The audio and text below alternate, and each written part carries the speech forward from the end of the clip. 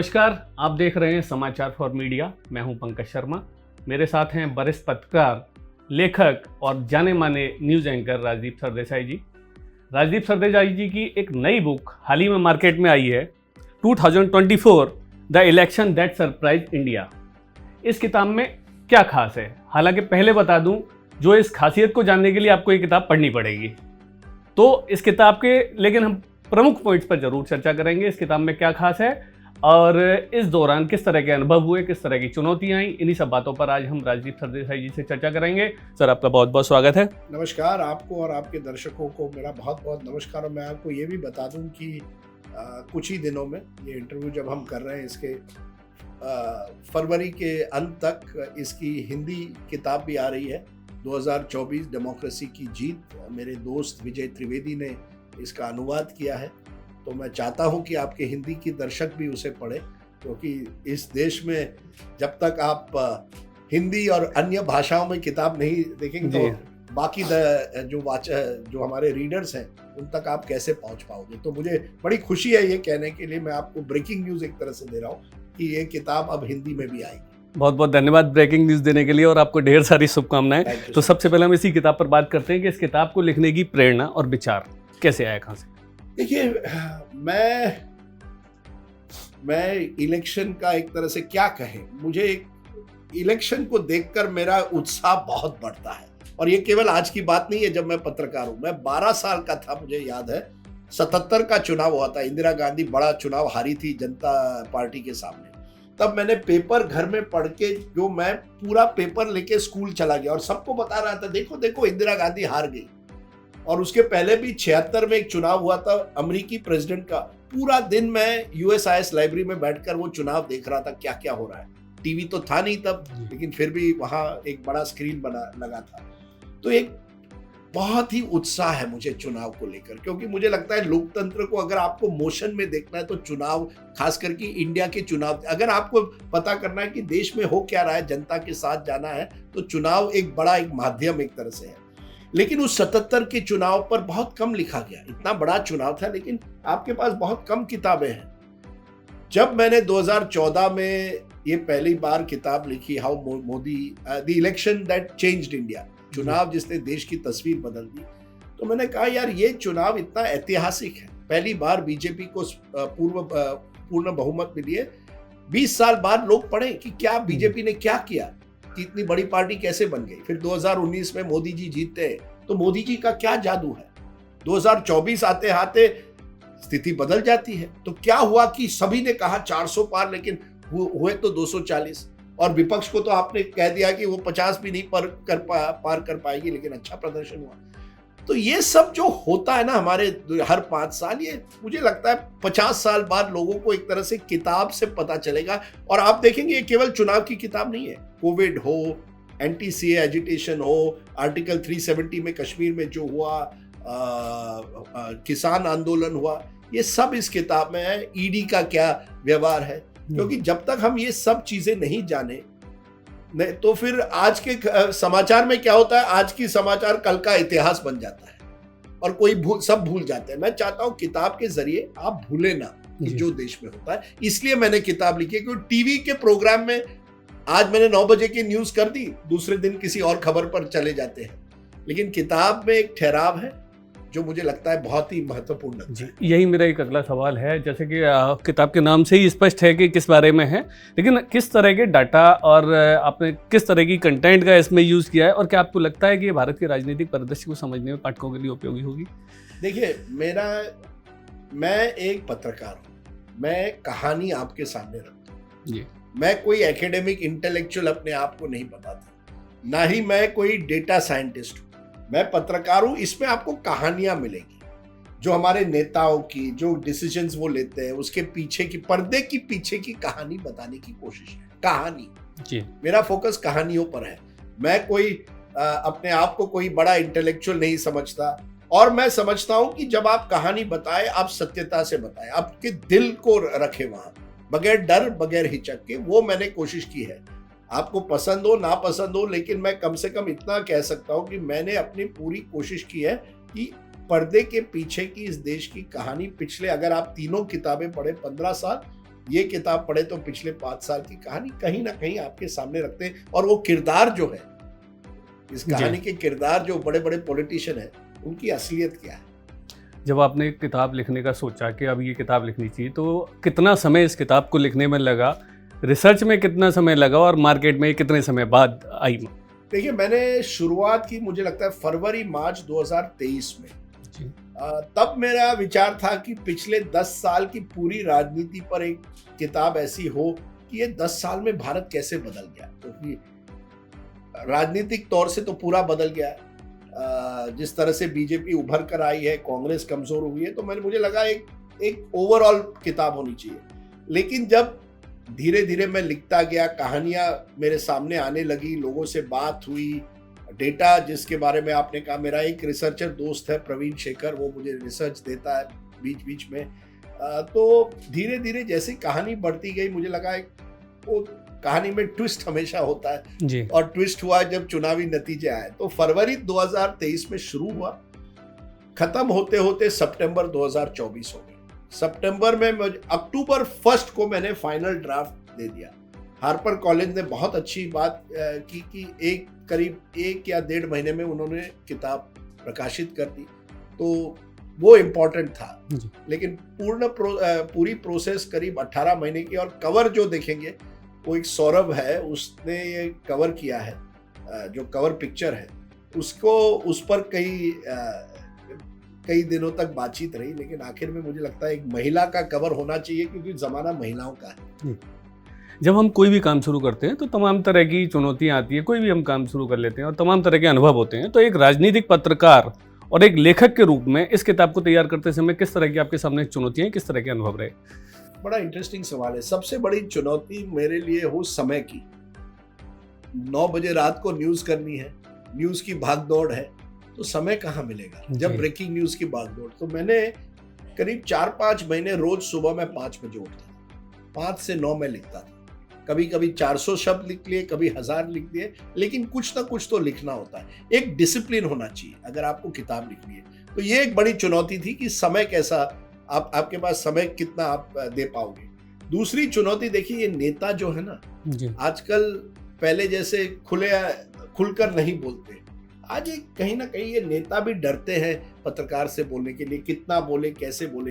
तो of the record conversations को कितना आप ऑन रिकॉर्ड कर सकते हैं, कैसे करें, ये दूसरी एक बड़ी चुनौती थी। और मैं कहूँगा तीसरी अगर कोई चुनौती थी तो वो ये थी कि जनता जब पाठक पढ़े उसको ये ना लगे कि एक तरफा है। मैं चाहता था कि जो पूरी तस्वीर है, जहां सरकार ने कुछ अच्छा किया हो उनकी अच्छाई होनी चाहिए, जहां कमजोरी है कमजोरी दिखानी चाहिए, जहां विपक्ष ने कमजोरी की है वो दिखाई है। ये बुक किसी ना सत्ता की है ना विपक्ष की है। मैं पत्रकार हूं, मैं ऑब्जर्वर हूं, मैं देखता हूं, और उस हिसाब से वो एक चुनौती होती है कि कैसे वो जो आपके ऑब्जर्वेशंस है आप किताब के जरिए लोगों तक पहुंचाएं। आपने इस किताब में राजनीति और समाज के बीच जो गहरा संबंध है उसको समझाने की कोशिश की है। तो युवाओं को किस तरह से इस संबंधों को सीख सकते हैं, खासकर जो पत्रकारिता या राजनीति में आना चाहते हैं? देखिए, मैं नहीं समझता कि इस किताब को पढ़कर आप राजनीति में आएंगे। मैं तो वैसे एक चैप्टर है जिसमें उम्मीद की किरण, कि ऐसे लोग भी हैं जैसे संजना जाटव, 26 साल की दलित महिला, 2 बच्चे, राजस्थान से आती है। उन्होंने बड़े कैंडिडेट को हराया, उनके पास वो साधन नहीं थे, ना सरकारी यंत्रणा थी, फिर भी जीती थी। तो उस तरह के स्टोरीज है जो आपको इंस्पायर कर सकते हैं कि आप भी राजनीति में आए। लेकिन ये मेरा उद्देश्य नहीं था किताब लिखते कि आप इस किताब पढ़ने के बाद राजनीति। मैं चाहता हूं कि आपकी जो सोच है आपके सामने फैक्ट्स रखता हूं। मतलब क्या सीखने की जरूरत है उन्हें, युवाओं को? जो देखिए, मुझे लगता है यही सीखने की जरूरत है कि इस देश में इतनी विविधता है, इस विविधता को जानिए। केवल व्हाट्सएप फॉरवर्ड पर अपनी जिंदगी मत जिए। व्हाट्सएप फॉरवर्ड से आगे एक दुनिया है, बहुत कुछ होता है। और इस देश में ये जो हम बढ़ जाते हैं ना, या तो आप एक तरफा है, दूसरी तरफ, उसका बीच का रास्ता निकालिए। और आप तभी निकाल सकते हैं जब आप पढ़ेंगे। आप व्हाट्सएप फॉरवर्ड लेके आप अपनी जिंदगी मत गुजारिए, या एक इंस्टाग्राम पोस्ट को लेकर। एक दुनिया इसके बहुत बाहर है। किसी ने मुझे कहा, सर ये तो बहुत बड़ी किताब है 500 पन्ने की। मैंने कहा हाँ, किताब ऐसी होनी चाहिए। मैं तो 600 पन्ने की करने वाला था, मैंने एक चैप्टर इलेक्शन कमीशन पर करना चाहिए था जो नहीं हो पाया। वो है इलेक्शन कमीशन के बारे में मैंने रेफरेंस किया है, लेकिन शायद एक पूरा चैप्टर भी बन सकता था। ये शायद मेरी कमजोरी है, कमी है, लेकिन मैं चाहता हूँ कि जो वाचक है वो पूरी किताब पढ़े। आपने अपनी किताब में मतदाताओं के बदलते व्यवहार का उल्लेख किया है कि किस तरह से वोटर्स का वो जो बदल रहा है, जो व्यवहार बदल रहा है। तो आपकी नज़र में सोशल मीडिया और डिजिटल मीडिया का इसमें कितना बड़ा योगदान है? बहुत ही अच्छा सवाल है आपका। देखिए, डिजिटल और सोशल मीडिया ने ज़रूर पूरी एक तरह से ट्रेडिशनल मीडिया पर सवाल उठाए, क्योंकि देखिए अखबार तो अगले दिन आता है, टीवी ने ब्रेकिंग न्यूज़ ने वो ख़त्म कर दिया जी। अब सोशल मीडिया ने जो टीवी की खबर भी है उसको आप एक ट्वीट में या एक फेसबुक पोस्ट में या इंस्टाग्राम के रील में आपको मिल जाती है, फिर वो टीवी क्यों देखेंगे? तो चैलेंज ये है कि सोशल मीडिया में आवाज बहुत है जी। उन्होंने पूरे मीडिया को डिसरप्ट किया है, लेकिन उस डिसरप्शन के आगे इंफॉर्मेशन, कॉन्टेक्स्ट, वो केवल आपको तभी मिल सकता है जब आप पूरी खबर लोगों के सामने रखेंगे। तो उसी तरह से राजनीति में वही फर्क हुआ है। राजनीति में आजकल लोग इंस्टाग्राम रील्स ज्यादा देखते हैं, रोज फेसबुक पोस्ट, ट्विटर पे लोग अपने जो बड़े बड़े नेता हैं वो आपको इंटरव्यू नहीं देंगे जहां आप उनको कठिन सवाल पूछें। वो चाहते हैं केवल पॉडकास्टर जो आराम से उनको कहिए अच्छा आप बताइए कि कैसी जिंदगी चल रही है, उस तरह के सवाल होंगे।